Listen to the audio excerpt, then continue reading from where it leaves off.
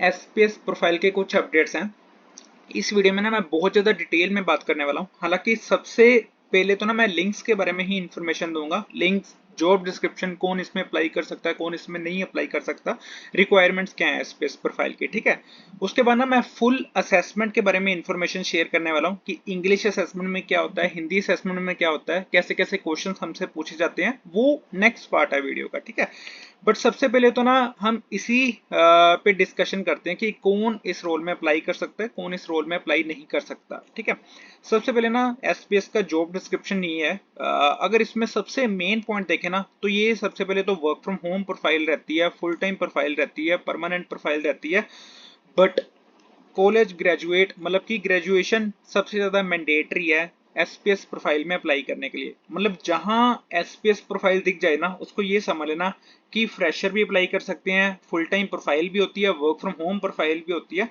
और जो इसका पैकेज रहता है ना वो रहता है 3.2 एलपीए से 4.28 एलपीए। अब मैं आगे ना ये भी बताऊंगा सर्वे लिंक जो मैं आगे शो करने वाला हूँ कि 4.28 एलपीए किसको मिलता है, 3.2 एलपीए किसको मिलता है, ठीक है। सबसे पहले तो ना हम सर्वे लिंक पे ही चलते हैं, ठीक है, विदाउट एनी कंफ्यूजन। तो सर्वे लिंक ना ये होता है, अब जहां पे किसी भी प्रोफाइल का, सपोज एसपीएस प्रोफाइल है या इन्वेस्टिगेशन स्पेशलिस्ट प्रोफाइल है या इन्वेस्टिगेशन एसोसिएट प्रोफाइल है, जहां भी सर्वे लिंक मिल जाए ना और जहां डैशबोर्ड लिंक मिल जाए, सबसे इंपॉर्टेंट होता है सर्वे लिंक, ठीक है। अब सर्वे लिंक इतना इंपॉर्टेंट है कि maximum responses through survey link ही आते हैं। अगर मैं सर्वे लिंक के बारे में बात करूँ ना तो सबसे पहले तो ना मैं एक इंपॉर्टेंट पॉइंट समझाना चाहता हूँ, ठीक है। अब ये देखना, this role is a permanent work from home from the following state: Karnataka, Telangana, west Bengal, Tamil Nadu. Are you comfortable with it?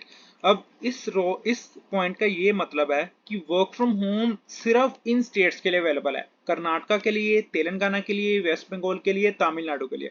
अब कमेंट्स में ना बहुत ज्यादा डाउट्स आते हैं कि बाकी स्टेट वाले इस रोल में अप्लाई कर सकते हैं या नहीं कर सकते, या उनको रेलोकेट करना पड़ेगा, ठीक है।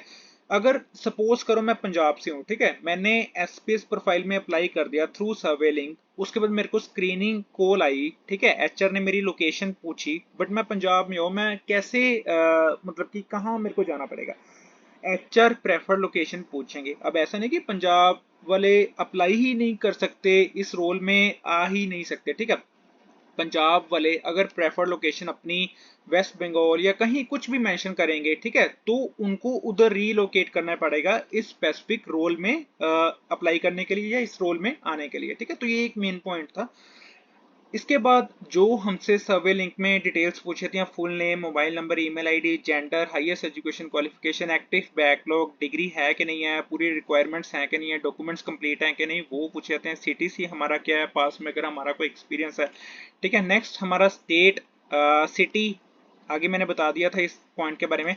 अब ये देखना, जो फ्रेशर टू 1 ईयर जिनका एक्सपीरियंस है उनको तो 3.2 एलपीए मिलेगा, ठीक है।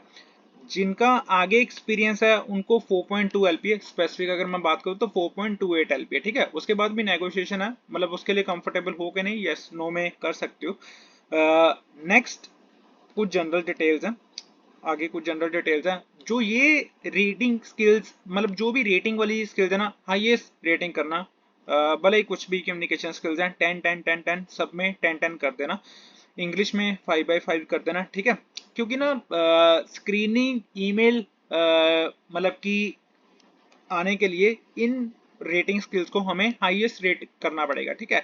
और उसके बाद अगर कोई बैकलॉग वगैरह भी है तो उसको भी इंफॉर्मेशन अच्छे से भरना। हालांकि अगर कोई बैकलॉग है तो बहुत ज़्यादा चांसेस है कि सर्वे लिंक ना, मतलब कि स्क्रीनिंग ईमेल ना आए, ठीक है। हालांकि कोई बैकलॉग होनी तो नहीं चाहिए। तो ये था सर्वे लिंक के बारे में, ठीक है। सर्वे लिंक में इस करके फोकस कर रहा हूँ क्योंकि ये मोस्ट इंपॉर्टेंट है कोई भी स्क्रीनिंग ईमेल आने के लिए, असेसमेंट लिंक आने के लिए, ठीक है। आगे मैं बात करता हूँ। गाइस पहले ना मैंने वीडियो में बताया था कि हमारे पास ना वेस्ट बंगाल का, कर्नाटका का, तमिलनाडु का, हैदराबाद के लिंक्स हैं जो भी डैशबोर्ड के।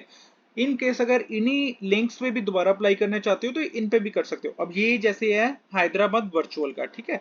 अब ऐसे वेस्ट बंगाल, कोलकाता वर्चुअल का, ठीक है। अब ऐसे ही ये है महाराष्ट्र, मुंबई का भी आ चुका है, ठीक है, वर्चुअल का, तो ये भी देख लेना।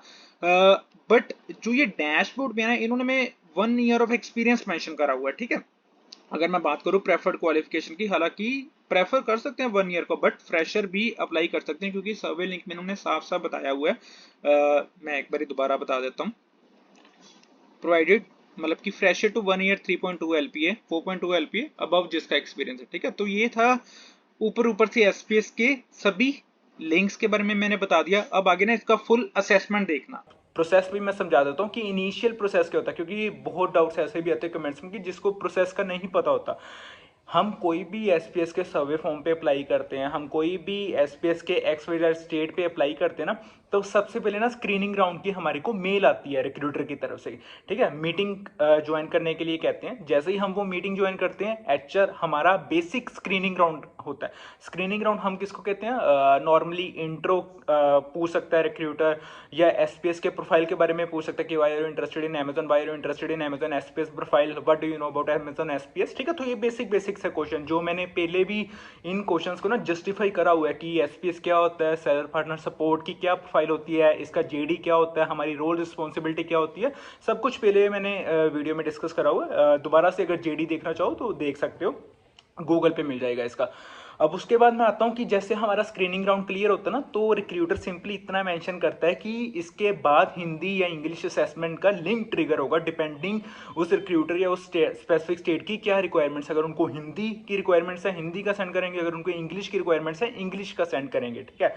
अब ये था, अब एक बार हिंदी या इंग्लिश असेसमेंट का लिंक आता है ना, तब जाके हमारा मेन प्रोसेस शुरू होता है।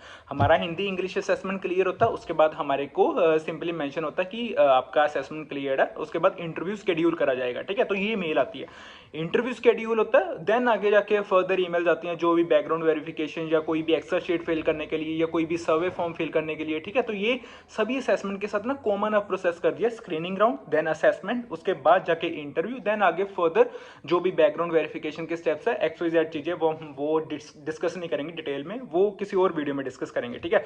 इंटरव्यू को क्वेश्चंस की वीडियो भी चैनल पे मिल जाएगी। अब मैं नॉर्मली हिंदी या इंग्लिश असेसमेंट पे आता हूँ। गाइस देखो, दोनों में 4 सेक्शंस रहते हैं, रीडिंग, राइटिंग, इंग्लिश, स्पीकिंग, ठीक है। अब इसमें हमें कंफ्यूज नहीं होना, इंग्लिश में नॉर्मली इंग्लिश में सब कुछ असेसमेंट हमें देना पड़ेगा, हिंदी में हमें सब असेसमेंट ना हिंदी में क्वेश्चंस पूछे जाएंगे, हिंदी में हमें उसके आंसर्स देने हैं। सिर्फ हिंदी में ना राइटिंग सेक्शन में थोड़ा सा ना मतलब इस चीज़ को ये रहना कि अगर हम हिंदी में टाइप तो नहीं कर सकते, बट हम इंग्लिश में टाइप करेंगे, ठीक है। नॉर्मली जैसे हम व्हाट्सएप पे लिखते हैं, ठीक है, मैंने पहले भी समझाया था कि हमें कैसे लिखना है, तो वो सिंपल लैंग्वेज में हमें लिख सकते हैं, हमें कोई शुद्ध हिंदी में लिखने की जरूरत नहीं है। इवन कि अमेजोन का रिक्रूटर स्क्रीनिंग राउंड में हमें बताते भी हैं कि हमें राइटिंग सेक्शन में ईमेल पार्ट में उसके कैसे आंसर्स देने हैं, ठीक है। अब मैं सारा असेसमेंट पैटर्न ना डिटेल में समझाने जा रहा हूँ, क्योंकि नॉर्मली वेबसाइट पे पीडीएफ्स तो अवेलेबल हैं, ठीक है। जिसको भी पीडीएफ्स की रिक्वायरमेंट है वो पीडीएफ्स ले सकता है डायरेक्टली। मैंने वीडियो प्राइवेट कर दी थी क्योंकि नॉर्मली हायरिंग ब्रांच असेसमेंट की तरफ से कॉपीराइट आ गया था, तो मेरे को सभी वीडियोस प्राइवेट करनी पड़ी। ये भी वीडियो ना मैंने बहुत डिटेल में पहले बताया था कि कैसे कैसे कंपनीज लाइक ये ट्रैक करती हैं, ठीक है। तो इस करके इससे बजाय वीडियो या असेसमेंट डायरेक्टली पोस्ट करने से तो मैंने वेबसाइट पे पीडीएफ्स कर दी, जिसको रिक्वायरमेंट है डायरेक्टली ले सकता है, ठीक है। अब मैं आता हूँ सबसे फर्स्ट सेक्शन, रीडिंग।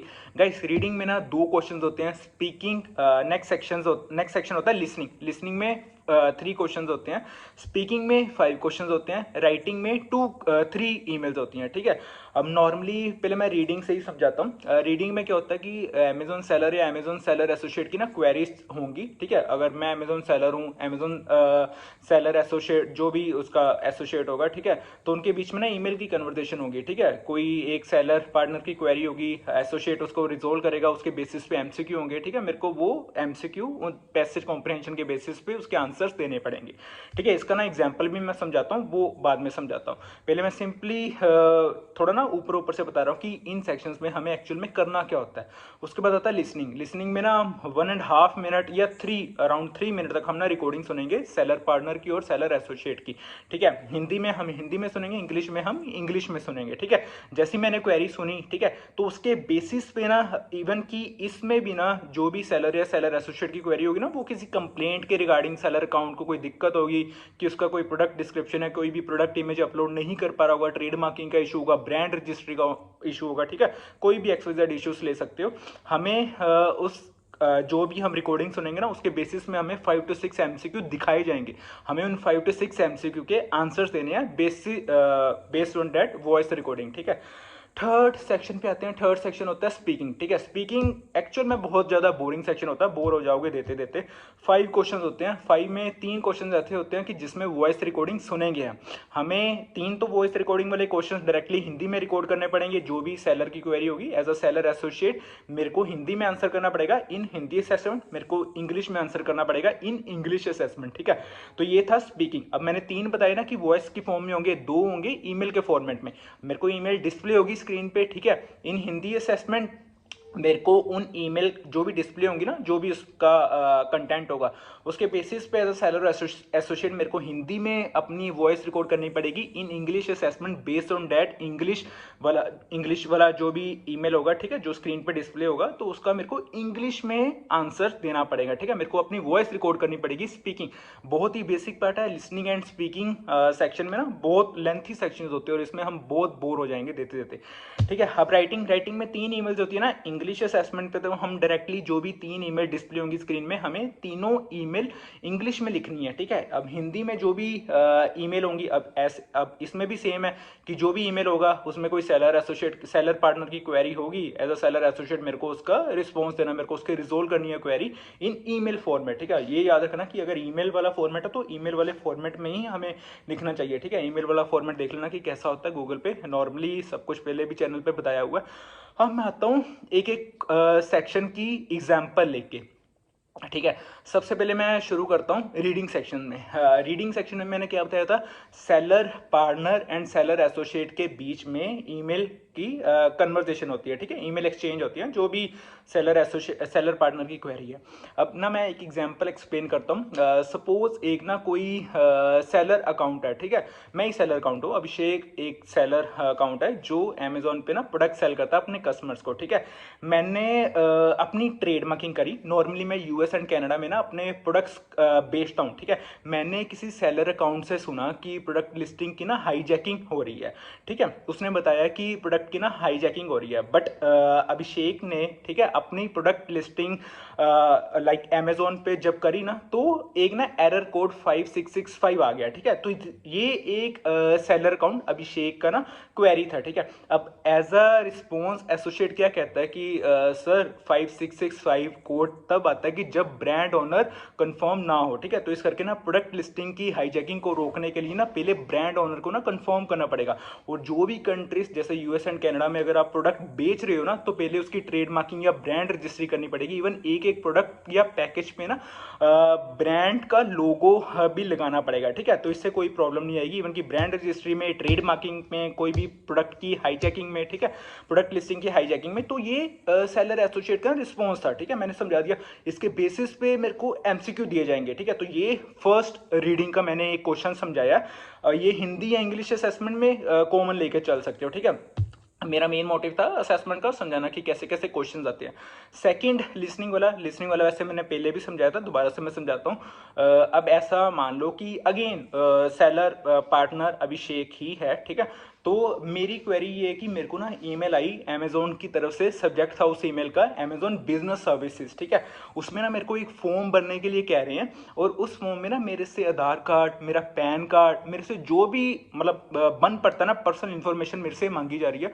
और मेरे को ना ईमेल में ये भी कह रहे हैं कि अगर आप ये फॉर्म नहीं भरोगे ना by the end of the day, तो आपका ना सेलर अकाउंट हम टर्मिनेट कर देंगे, ठीक है। तो ये ईमेल में मेंशन है। बट मेरे को पता है कि अमेजोन की क्या गाइडलाइंस होती है कि अमेजोन तो कभी कहती नहीं कि कभी भी अपनी पर्सनल इन्फॉर्मेशन किसी को दो, ठीक है। तो मैंने ऑटोमेटिकली वो ईमेल स्टॉप स्पूफिंग @amazon.com पे रिपोर्ट कर दिया कि मेरे को लगा कि भाई ये स्पैम है, कुछ भी फेक इन्फॉर्मेशन या फ्रॉड इन्फॉर्मेशन करके ऐसे मांगते हैं, ठीक है। तो मैंने वो ईमेल को ना रिपोर्ट कर दिया, ठीक है, ऐसे जो मैंने बताया स्टॉप स्पूफिंग @amazon.com पे। और इवन कि ना मैंने सेलर एसोसिएट को बताया कि ऐसे ऐसे मांग रहे हैं। अब मेरे को ना सेलर एसोसिएट कहता है कि सर आप ना ये ईमेल ना ग्राहक सेवा ऑनलाइन पे भी जो भी इनका पोर्टल होता है, तो उस पर भी आप ना इसको एस्केलेट कर सकते हो, ठीक है। तो सेलर पार्टनर कहता है कि मैंने ना पहले उनको ही ट्राई करा था करने की, बट उन्होंने मेरी मोबाइल वेरिफिकेशन करी, ऑटोमेटिकली मेरा सेलर पार्टनर का अकाउंट है, तो उन्होंने ना मेरे को सेलर एसोसिएट की तरफ फेच कर दिया, ठीक है, जिससे मेरी कॉल ना आपकी तरफ लग गई, ठीक है। आगे सेलर एसोसिएट ये कहता है कि अगर आप फर्दर मैटर को एस्केलेट करना चाहते हो ना, तो आप कस्टमर सर्विस पे भी रिपोर्ट कर सकते हो, ठीक है। अब वो सेलर पार्टनर कहता है कि मेरे को आप इसी पे ना कस्टमर सर्विस की तरफ फेच कर दो, ठीक है। तो सेलर एसोसिएट कहता है कि ऐसा नहीं हो पाएगा, आपको दोबारा कॉल कट करके दोबारा से उनको कॉल करनी पड़ेगी, ठीक है। तो ये सारा रिकॉर्डिंग होता है जो मैं हिंदी या इंग्लिश में सुनूंगा, इसके बेसिस पे मेरे को हिंदी वाले एमसीक्यू आएंगे, इंग्लिश वाले एमसीक्यू आएंगे, ठीक है। तो ये लिसनिंग वाली एक रिकॉर्डिंग मैंने एक्सप्लेन करी है। अब मैं आता हूँ स्पीकिंग में 5 क्वेश्चन होते हैं ना, मैं एक करता हूँ। चलो सपोज करो एक पर्स है, ठीक है, अभिषेक का पर्स है, ठीक है, मैं ही सेलर अकाउंट हूँ ना, तो मेरा ही पर्स है। अब मेरे को दिक्कत आ रही है कि मैं ना अपने पर्स की वही product listing, product description, product की इमेज अपलोड नहीं कर पा रहा, ठीक है। एज अ सेलर अकाउंट मेरे को दिक्कत आ रही है इन चीज़ों में। और मैंने ना नॉर्मली जो भी कोई भी सेलर अकाउंट देखता हूँ तो उनकी नॉर्मल कस्टमर के सभी मेरे को रिव्यूज़ दिख रहे हैं, कस्टमर उनके बाय कर रहे हैं, ठीक है। तो उसमें कोई इशू नहीं आ रहा।